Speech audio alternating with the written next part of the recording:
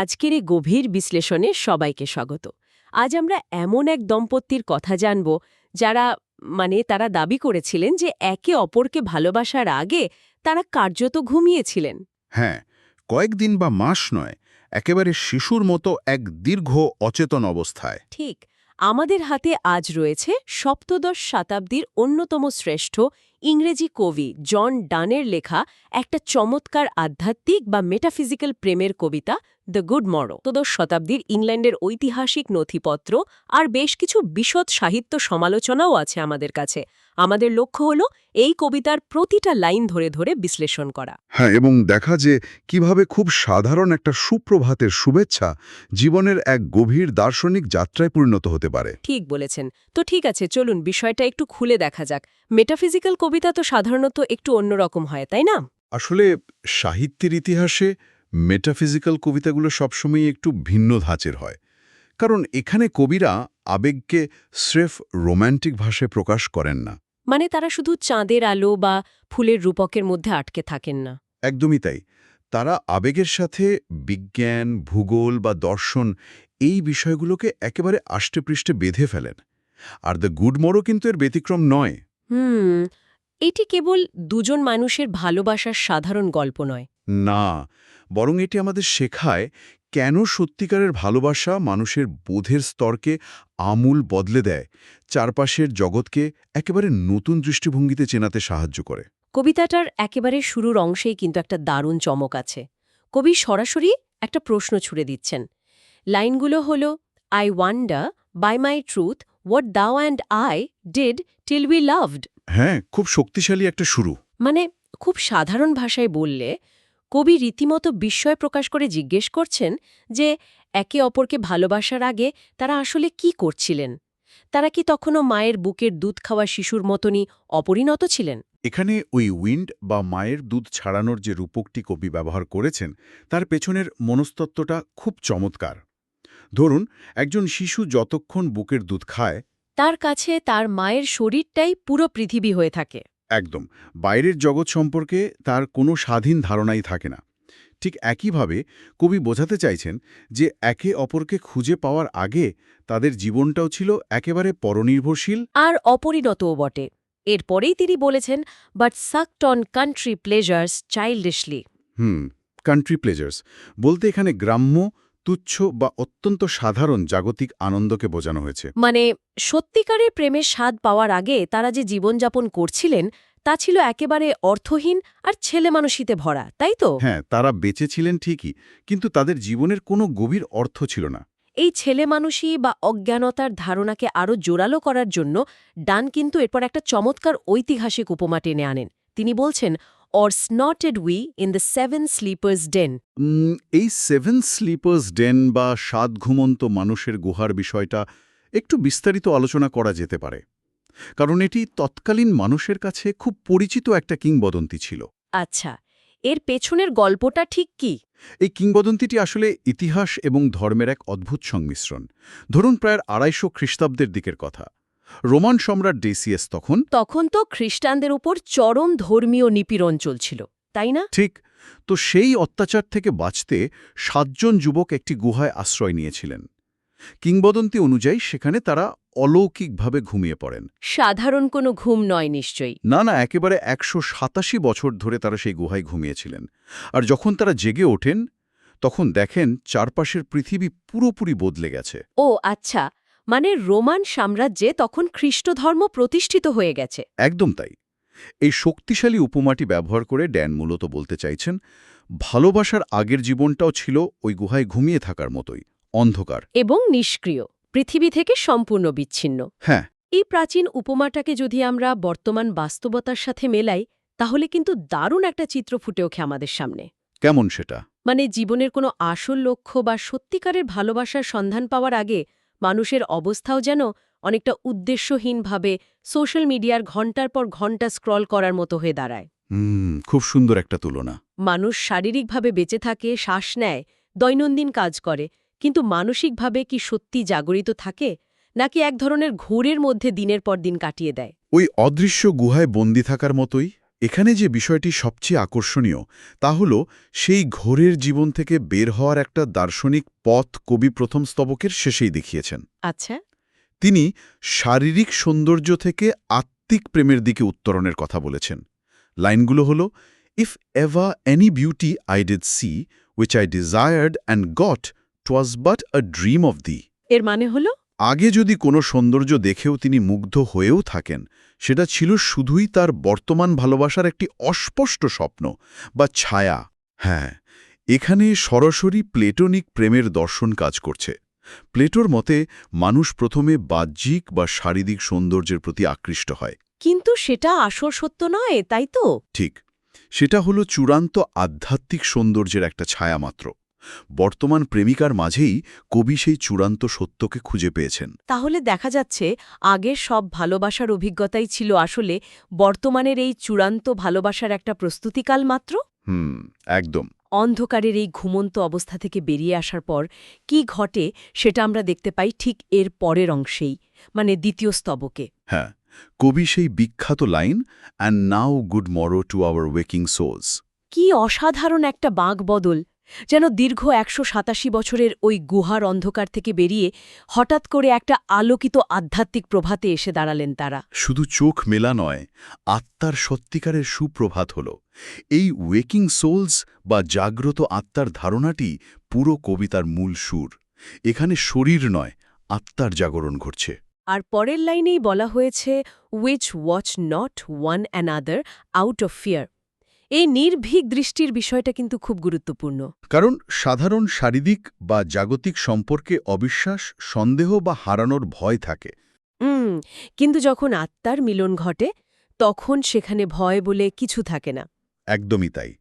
এরপর ভালোবাসা তাদের দৃষ্টিকে এমনভাবে নিয়ন্ত্রণ করে যে বাইরের জগতের আর কোনো দৃশ্যই তাদের কাছে টানতে পারে না। ছোট্ট একটা ঘরই তাদের কাছে পুরো মহাবিশ্ব হয়ে ওঠে। Makes one little room and everywhere. আর ঠিক এই জায়গাতেই তৎকালীন সময়ের একটা দুর্দান্ত ঐতিহাসিক প্রেক্ষাপট লুকিয়ে আছে। আমাদের মনে রাখতে হবে, জন ডান এই কবিতাটি লিখেছিলেন ১৬শ শতাব্দীর শেষ বা সপ্তদশ শতাব্দীর শুরুর দিকে। রানী প্রথম এলিজাবেথ ও রাজা জেমসের রাজত্বকাল। সময়টা ছিল সমুদ্রযাত্রা আর ভৌগোলিক আবিষ্কারের। নতুন নতুন মানচিত্র তৈরির এক উন্মাদনার যুগ। নতুন মহাদেশ আবিষ্কৃত হচ্ছে, মানুষ নতুন পৃথিবীর খোঁজে জাহাজে করে বেরিয়ে পড়ছে। আজকের দিনে মহাকাশ অভিযান নিয়ে আমাদের যেমন উত্তেজনা কাজ করে, পুরো ইউরোপ জুড়ে তখন নতুন ভূমি আর বাণিজ্যের প্রসার নিয়ে ঠিক একই রকম উত্তেজনা ছিল। মানচিত্রগুলো প্রতিদিন বদলাচ্ছিল, কিন্তু মজার ব্যাপার হল কবি এই সমস্ত যুগান্তকারী আবিষ্কারকে একরকম তাচ্ছিল্য করে বলছেন, let sea discoverers to new worlds have gone, let maps to other worlds on worlds have shown, let us possess one world, each hath one and is one. মানে সমুদ্র অন্বেষণকারীরা তাদের নতুন পৃথিবী খুঁজে বেড়াক, প্রেমিক যুগলে তাতে বিন্দুমাত্র আগ্রহ নেই। কিন্তু সবচেয়ে চমকপ্রদ ব্যাপারটি হল এখানেই। জন ডানের ব্যক্তিগত জীবন নিয়ে আমি যখন ঘাটাঘাটি করছিলাম তখন একটা বিষয় খুব ভাবাচ্ছিল। ডান একজন ক্যাথলিক পরিবারে জন্মেছিলেন, আর সেই সময়ে ইংল্যান্ডে ক্যাথলিকদের ওপর তীব্র রাষ্ট্রীয় নিপীড়ন চলছিল। হ্যাঁ, প্রোটেস্ট্যান্ট ইংল্যান্ডে ক্যাথলিক হওয়াটা তখন বেশ বিপদের ছিল। নিজের ধর্মীয় বিশ্বাসের কারণে ডান বিশ্ববিদ্যালয় থেকে কোনো প্রাতিষ্ঠানিক ডিগ্রি পাননি। পরবর্তীতে তিনি অ্যান মোরকে গোপনে বিয়ে করেন, যার ফলে রোশানলে পরে তাকে চাকরি হারাতে হয়। হ্যাঁ, এমনকি ফ্লিট কারাগারে যেতে হয় এবং চরম দারিদ্র্যের মধ্যে জীবন কাটাতে হয়। তো আমার প্রশ্ন হল, এই যে ছোট্ট ঘরের ভেতর একটা আলাদা পৃথিবী তৈরি করা, এটা কি শুধুই প্রেমের রোম্যান্টিসিজম? খুব ভালো একটা পয়েন্ট তুলেছেন। মানে বাইরের পৃথিবীটা তার জন্য এতটাই নিষ্ঠুর আর বৈরী ছিল যে সমাজ ও রাষ্ট্রের প্রত্যাখ্যান থেকে বাঁচতে প্রেমের ভেতরেই তিনি নিজের জন্য একটা সুরক্ষিত বিকল্প জগৎ বানাতে বাধ্য হয়েছিলেন। জন ডানের মানসিক অবস্থা বোঝার জন্য এটি একটি চমৎকার বিশ্লেষণ। আসলে মেটাফিজিক্যাল কবিতার এটি অন্যতম বড় বৈশিষ্ট্য। একে বলা হয় কনসিট বা অতিকল্পনা, যেখানে সম্পূর্ণ ভিন্ন দুটি বিষয়কে যুক্তির মাধ্যমে এক করা হয়। একদম। শেক্সপিয়ার বা সমসাময়িক অন্যান্য কবিদের মতো ডান এখানে প্রেমিকার শারীরিক সৌন্দর্যের বর্ণনা দেননি। তিনি প্রেমের সাথে তৎকালীন ভৌগোলিক আবিষ্কার এবং মানচিত্রের মতো নিরস বিষয়গুলোকে যুক্ত করেছেন। হ্যাঁ, বাইরের জগৎ যখন তাকে প্রত্যাখ্যান করেছে, তার কেরিয়ার ধ্বংস করে দিয়েছে, তখন স্বাভাবিকভাবেই তার মনে এমন একটা আকাঙ্ক্ষা তৈরি হওয়া অমূলক নয়। যে তিনি নিজের নিয়ন্ত্রণাধীন এমন একটা জগৎ তৈরি করবেন যেখানে তিনি নিজেই রাজা। বাইরের পৃথিবীর ভূগোল যাই হোক না কেন, তাদের দুজনের ভালোবাসার ভূগোল একেবারে নিটোল এবং স্বয়ংসম্পূর্ণ। সেই স্বয়ংসম্পূর্ণ পৃথিবীর ধারণা থেকে এবার আমরা কবিতার সবচেয়ে অন্তরঙ্গ অংশে চলে আসি, মানে তৃতীয় স্তবকে, যেখানে দুটি মানুষ একে অপরের চোখের দিকে তাকিয়ে আছেন। হ্যাঁ, কবি বলছেন, my face in thine I, thine in mine appears. তারা একে অপরের চোখের তারায় নিজেদের মুখের প্রতিচ্ছবি দেখতে পাচ্ছেন, আর তাদের এই নিষ্পাপ মুখাবয়ব প্রমাণ করছে যে হৃদয়ে কোনো ছলনা নেই। ঠিক এর পরের লাইনেই ডানের সেই বিখ্যাত কনসিট বা রূপকটিকে একেবারে চূড়ান্ত পর্যায়ে নিয়ে গেছেন। একে অপরের চোখের দিকে তাকিয়ে প্রতিচ্ছবি দেখাটা খুব সাধারণ একটা দৃশ্য, তাই না? হ্যাঁ, খুবই সাধারণ। কিন্তু ডান এই দৃশ্যটিকে টেনে নিয়ে গেছেন জ্যোতির্বিদ্যা আর ভূগোলে। তিনি বলছেন, where can we find two better hemispheres without sharp north, without declining west? তিনি দুজন প্রেমিককে পৃথিবীর দুটি অর্ধগোলক বা হেমিস্ফিয়ার্সের সাথে তুলনা করেছেন। দুটি অর্ধগোলক মিলে যেমন একটি পূর্ণাঙ্গ পৃথিবী তৈরি হয়, তেমনি তাদের দুজনের মিলনে প্রেমের এক নতুন পৃথিবী তৈরি হয়েছে। আর তাদের এই প্রেমের পৃথিবীটা কিন্তু মানচিত্রে আঁকা আমাদের এই চেনা পৃথিবীর মতো ত্রুটিপূর্ণ নয়। একদমই না। সাধারণ পৃথিবীতে শার্প নর্থ বা তীব্র উত্তরের কনকনে শীত আছে, যা মানুষের জীবনে কাঠিন্য, রুক্ষতা বা কষ্টের প্রতীক। হ্যাঁ, আর আছে ডিক্লাইনিং ওয়েস্ট বা অস্তগামী পশ্চিম। সূর্য সবসময় পশ্চিমে অস্ত যায়, তাই পশ্চিম দিকটা এখানে সময়ের বয়ে চলা এবং পরিশেষে অনিবার্য মৃত্যুর প্রতীক। কিন্তু তাদের তৈরি এই প্রেমের পৃথিবীতে কোনো দিক নির্দেশনা নেই, কোনো ভৌগোলিক সীমানা বা ঋতু পরিবর্তন নেই। এটি সম্পূর্ণ নিখুঁত। আর এই অমরত্বের ধারণাকে প্রতিষ্ঠা করার জন্য ডান এবার তৎকালীন চিকিৎসাবিজ্ঞান বা অ্যালকেমির আশ্রয় নেন। হ্যাঁ, তিনি বলছেন, whatever dies was not mixed equally. সে যুগে অ্যালকেমি এবং গ্যালেনের চিকিৎসাবিজ্ঞানের একটি বদ্ধমূল ধারণা ছিল, মানুষের শরীর বা যে কোনো বস্তু 4টি মৌলিক উপাদানের মিশ্রণে তৈরি। আচ্ছা, এই উপাদানগুলোর মিশ্রণ যদি সমান বা নিখুঁত অনুপাতে না হয়, তবে সেই বস্তুর ক্ষয় বা বিনাশ ঘটে। মানুষের মৃত্যু বা অসুস্থতার কারণও এই অসামঞ্জস্য। মানে যদি কোনো কিছুর মিশ্রণ নিখুঁত এবং সমান হয় তবে তা অমর? ঠিক তাই। তাহলে এসব কিছুর মানে কি দাঁড়াচ্ছে? কবি অ্যালকেমির এই বৈজ্ঞানিক সূত্রটিকে প্রেমের ক্ষেত্রে প্রয়োগ করছেন।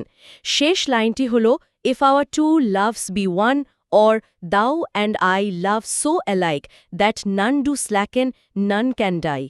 অর্থাৎ দুজনের ভালোবাসা যদি পুরোপুরি সমান এবং নিখুঁত হয়, তবে তা কখনো ম্লান হতে পারে না এবং তার কোনো মৃত্যু নেই। কিন্তু এই পয়েন্টে এসে আমার মনে একটা সংশয় তৈরি হচ্ছে। কিরকম? দুজন আলাদা মানুষের মনস্তত্ত্ব, আবেগ বা ভালোবাসা কি বাস্তবে কখনোই গাণিতিক সূত্রের মতো এতটা সমান বা নিখুঁত হওয়া সম্ভব? মানে মিক্সড ইকুয়ালিটি হওয়া সম্ভব, যেখানে কেউ কারোর চেয়ে এক বিন্দুও কম বা বেশি ভালোবাসবে না? বাস্তবে তো সেটা বেশ কঠিন। বাস্তবের মাটিতে দাঁড়িয়ে এটা কি শুধুই কবির একটা তীব্র অতিরঞ্জন বা হাইপারবোল নয়? যদি আমরা একে বৃহত্তর প্রেক্ষাপটের সাথে যুক্ত করি, তবে বুঝতে পারব মেটাফিজিক্যাল কবিরা কেন এই ধরনের অতিরঞ্জন ব্যবহার করতেন। তারা আবেগ প্রকাশের জন্য যুক্তির চরম আশ্রয় নিতেন। মানে তারা জানতেন যে এটা আক্ষরিক অর্থে সম্ভব নয়। কবি নিজেও খুব ভালোভাবেই জানেন যে আক্ষরিক অর্থে বা পাল্লায় মেপে দুজন মানুষের আবেগ সমান করা বাস্তবে অসম্ভব। কিন্তু এই দার্শনিক অতিরঞ্জনের মাধ্যমেই তিনি মূলত বোঝাতে চেয়েছেন যে ভালোবাসা যখন কেবল শরীরে সীমাবদ্ধ না থেকে আত্মিক মিলনের চূড়ান্ত পর্যায়ে পৌঁছায়, তখন সেখানে আর কে বেশি ভাসল বা কে কম ভাসল সেই হিসাব থাকে না। ও, বুঝতে পেরেছি। ভালোবাসা যখন আত্মিক স্তরে গিয়ে একীভূত হয়, তখন সেখানে মৃত্যুভয় থাকে না। শরীর হয়তো একসময় মারা যাবে, কালের নিয়মে ক্ষয়ে যাবে, কিন্তু আত্মার এই পরম মিলন স্থানকালের ঊর্ধ্বে উঠে অমরত্ব লাভ করে। আক্ষরিক সমতা হয়তো অসম্ভব, কিন্তু অনুভূতির তীব্রতায় এটি এক ধরনের শাশ্বত রূপ পায়। আমরা এতক্ষণ ধরে মূল কবিতার যে বিশ্লেষণ করলাম সেখানে প্রেমের একটি চমৎকার বিবর্তন ফুটে উঠেছে। হ্যাঁ, একদম ধাপে ধাপে। প্রথমে ছিল প্রেমের আগের জীবন, যা ছিল অজ্ঞানতা, শিশুতোষ আচরণ আর 7 স্লিপার্স ডেনের মতো এক দীর্ঘ ঘুমে আচ্ছন্ন, তারপর এলো সেই বহুল প্রতীক্ষিত জাগরণ, যা তাদের চোখ খুলে দিল বাইরের ভৌগোলিক আবিষ্কারের চেয়েও বড় এক জগৎ তাদের ছোট্ট ঘরের ভেতর তৈরি করল। এবং সবশেষে এলো অ্যালকেমি আর ভূগোলের মিশেলে তৈরি এই আত্মিক মিলনের অমরত্বের ধারণা। এটি আসলেই একটি মহাজাগতিক যাত্রার দলিল। হ্যাঁ, কবিতাটি শুরু হয় অত্যন্ত জাগতিক একটা প্রশ্ন দিয়ে, কিন্তু শেষ হয় আত্মিক অমরত্বের ঘোষণায়। এটি আমাদের বুঝতে শেখায় যে সত্যিকারের প্রেম কিভাবে সময় এবং স্থানের প্রচলিত ধারণাকে বিলুপ্ত করে দেয়। আজকের আলোচনার একদম শেষ পর্যায়ে এসে যদি পুরো বিষয়টার একটা সারমর্ম টানা যায়, তবে বলা যায় দ্য গুড মরো আমাদের শেখায় যে ভালোবাসা কেবল হঠাৎ ঘটে যাওয়া কোনো দুর্ঘটনা বা সাময়িক আবেগ নয়। এটি হলো এক অনন্তকালীন জাগরণ। একদম সত্যিকারের একটি সম্পর্ক আমাদের চারপাশে থাকা জগৎকে দেখার দৃষ্টিভঙ্গিকেই আমূল পাল্টে দেয়, ঘুমন্ত অবস্থা থেকে আত্মাকে জাগিয়ে তোলে আর একটি ছোট্ট ঘরকে পরিণত করে পুরো মহাবিশ্বে। সপ্তদশ শতাব্দীর এই কবিতাটি শত শত বছর পেরিয়েও এতটা প্রাসঙ্গিক, কারণ এটি মানুষের আত্মার সবচেয়ে গভীর এবং আদিম আকাঙ্ক্ষাকে ভাষা দেয়। অন্য একজন মানুষের মাঝে নিজের পুরো একটা পৃথিবীকে খুঁজে পাওয়ার যে আকাঙ্ক্ষা, তা সবসময় চিরন্তন। দারুণ বলেছেন। আজকের এই বিস্তারিত আলোচনা থেকে বিদায় নেওয়ার আগে শ্রোতাদের ভাবনার জন্য একটা প্রশ্ন রেখে যেতে চাই, যা হয়তো এতক্ষণের এই বিশ্লেষণে সেভাবে উঠে আসেনি। বলুন। কবিতাটিতে আমরা দেখলাম যে প্রেমিক যুগল নিজেদের একটি ছোট্ট ঘরে আটকে রেখে সেটাকেই পুরো পৃথিবী মনে করছেন। বাইরের বিশাল জগৎ, আবিষ্কারের রোমাঞ্চ, সমাজের কোলাহল সবকিছুকে তারা সম্পূর্ণ অগ্রাহ্য করছেন। হ্যাঁ, তারা বাইরের সবকিছু থেকে বিচ্ছিন্ন।